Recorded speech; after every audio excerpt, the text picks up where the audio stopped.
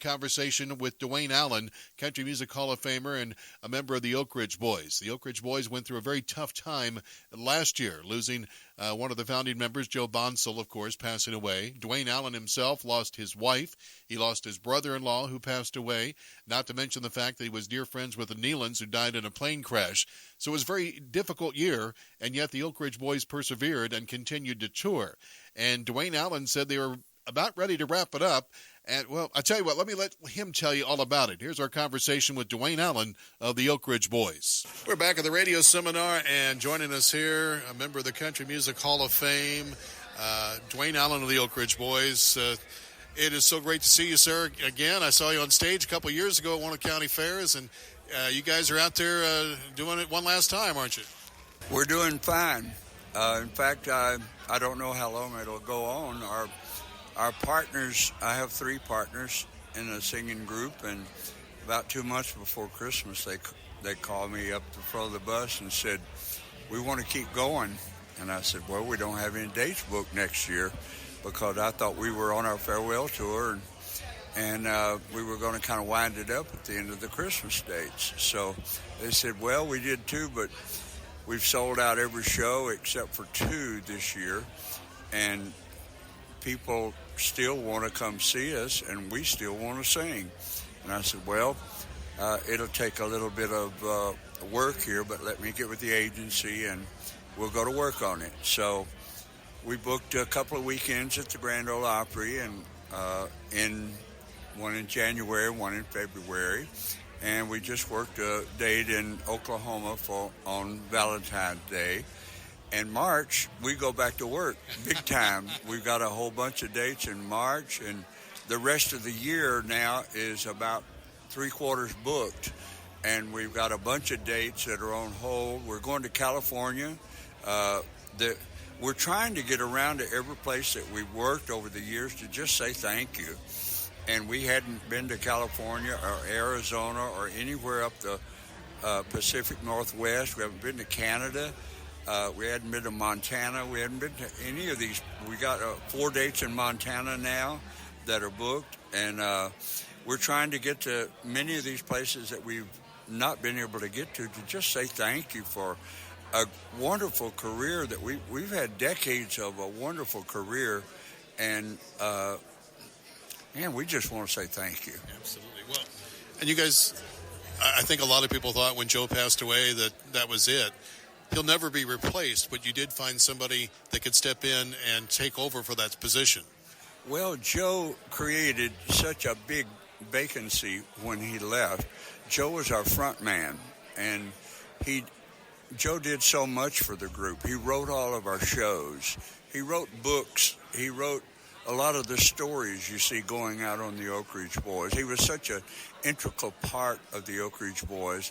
And if I ever needed a vote in our corporation, I would just call Joe and I say, "Joe, I need a vote." He said, "You got it. Now what do you need me to do?" And I'd say, "Well, I just needed a vote." He said, "Well, you got that. Go ahead and do whatever you need to do. Now what is it?" And it was that kind of a partner. You know, I just had his 100% support, no matter what it was. And he would say, "Now, what do you need? You need me some help to get that done?" He was that kind of a partner that you dream of. He was my very best friend. He lived with me 6 months when he joined the group with me and my wife and kids before he could get his family moved. So he was like a younger brother of mine, and I loved him.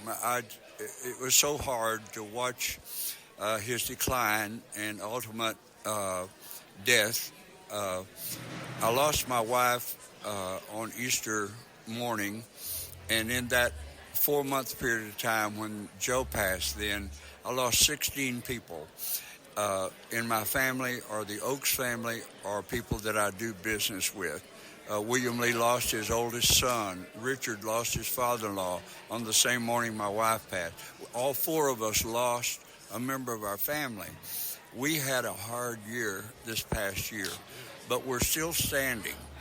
And God sent a young man by way of Daly and Vincent he was singing with Daly and Vincent, and we did a show with them 2 years ago, and Joe was already having to use a stool to sing. And we always invite anybody that's on the show, come up and sing with us when we get to Elvira. Well, Daly and Vincent, they got a quartet, so their bass singers helped us out when Richard was sick or something. And we've always figured, we're the two quartets in the business. We have fun with that. So when they come out, we swap leads, and we just have fun with it. They're our best buddies. Well, when Joe sang the first verse and we all joined in on the chorus, he handed Ben the mic on the second verse. Ben started walking the footlights like Joe used to do. And we looked at each other like, are we seeing something here that we need to pay attention to? And as Joe progressively got worse, we talked to Ben, and he said, I would love to come sing with the Oak Ridge Boys. Joe was his hero. We didn't know that. He knew every lead that Joe ever took. He knew all the harmony parts. For 50 years, he knew everything that Joe had ever recorded. All the lyrics to every song, all the harmony parts. He doesn't have a voice like Joe. He's more of a high tenor. Mm-hmm. But Joe's more like a high lead singer. Right. And he sings about a third higher than I do. And so that made for a real strong like that. But when Ben sings with the four of us, he studied us enough to know what the Oak Ridge Boys sound is. When he sings with us, it sounds like Joe. And when we put out our album October 15th, I put 3 songs on Facebook, and I got 12 people. The reason I remember 12 is even dozen that commented separate from each other, just out of the blue. Did Joe come in and sing the choruses on these songs with y'all? It sounds like the Oak Ridge Boys sound. No, he didn't come in on any of them. That's Ben. He studied us enough to know how to position his vocal cords to make our sound. And he's so easy to live with and sing with. He's got great harmony, great ear. His wife graduates with a doctorate from North Carolina State this month. They've already bought a house here. They're moving within days. Right. And he's ready to go. And I told him, I said, Ben, you're 29 years old. You can't have a career with us. Look at our ages. But I will teach you everything that I know as long as you want to learn, as quick as you want to learn it. I'll teach you the good, the bad, the ugly of this business. And as long as you want to learn, I will teach you everything that I've learned. And he's like a sponge. We stay up at night and we talk about everything. And he's a student already of the business. He's got an old soul. Right. And with him in the group, I don't know how long the Oak Ridge Boys will go on. He may keep it going. I mean, I don't really know. I think God will let us know what we need to do, and I don't have any second guessing of God ever, because I've depended on God for divine guidance my whole life. I still do that today, and I feel like when he says it's enough for me or us or all of us, he'll let me know. And I quit worrying about it a long time ago. I'm going to sing. I don't have anybody to go home to now. So I'm going to sing as long as I've got a good voice. I've got a certain level of quality that I have to live up to. And as long as I can meet that of myself, I'm going to keep singing and provide. We've got good jobs for about 24 families that we've kept good job for all of them for, I've been here 59 years. So I'm going to keep that going as long as I can provide good jobs for families. Keep that going as long as I can. All I can say is you just made a lot of people very happy with those comments you just made, because you do, that fan base, you've seen it firsthand. You have fans that have listened to you all those 50 years, and they'll listen to you as long as they possibly can as well. Well, our fan base has been tremendous for me. because with all the losses we had last year, I depended on family first, and our friends fell in line, and the fan base was phenomenal. I had people writing to me, sending me notes that I didn't even know existed. I didn't know they cared that much, and it just kept me going. How you guys handled what you did last year, and the fact that you're out there ready to go strong again, the people are going to look up to you and they're going to say, I want to do it the way they did it. Well, there's probably anywhere from 10 to 15 young artists that I mentor any day you call me of the year, probably close to 15 right now, year-round. And I'm in daily contact with a lot of them, and they ask me a lot of questions. I don't charge anything. It's not my payroll. It's passing along. I judge a person's success by how they pass it along. That's a part of my philosophy. And the way I do that in my personal life is how I give financially and how I give of my time mentoring young people. And I have a lot of those in gospel music and in country music. Just young people that come along, like in the hall just now. I couldn't hardly get away from one young person that I ran into in the hall just now. We cut 2 of his Christmas song, years ago, and he's trying to make a go of it again. And the things he said to me just now just gave me all I need to go on. Yeah, well, one thing, we'll end it on a positive or a fun note. Do you still collect cars?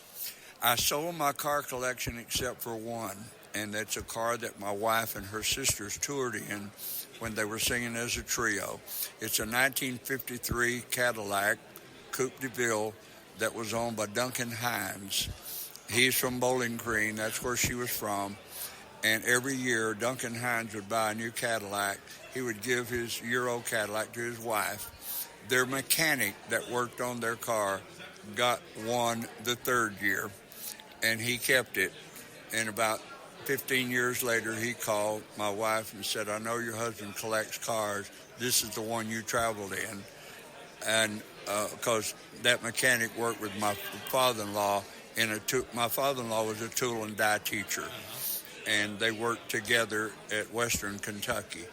And my father-in-law and him were great friends, and so he would loan that car to my father-in-law to drive and carry the trio to sing. And he said, I thought your husband might like this in his collection.